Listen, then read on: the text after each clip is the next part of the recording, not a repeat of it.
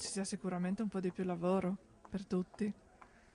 Quella è la cosa più importante. Sicuramente più ecologico.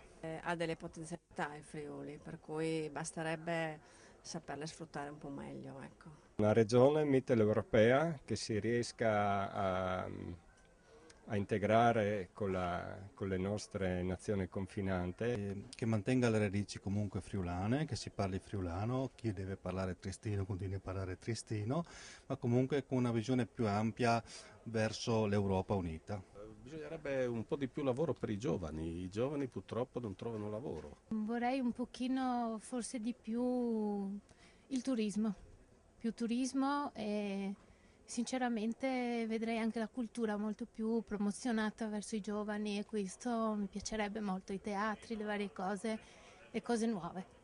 Il Friuli del futuro, un Friuli dove si possa vivere più serenamente, dove tutti possano avere un lavoro e poter lavorare serenamente, dove ci sia meno stress, meno angosce quotidiane, e dove ci sia più una logica di accoglienza. Il futuro del Friuli dipende dai friulani innanzitutto. In secondo luogo è fondamentale l'istruzione, dopodiché se ne può parlare.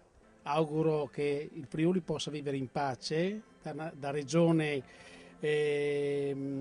autonoma, ma che abbia la sua valenza sia anche a livello nazionale. Riuscire ad inserire una piccola porzione di Italia all'interno dell'Italia in un modo un po' più incisivo e con più attenzione da parte delle altre regioni, delle altre amministrazioni comunque.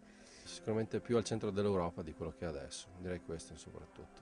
Spero con tanta bioedilizia e tanto risparmio energetico, senz'altro, questo sì.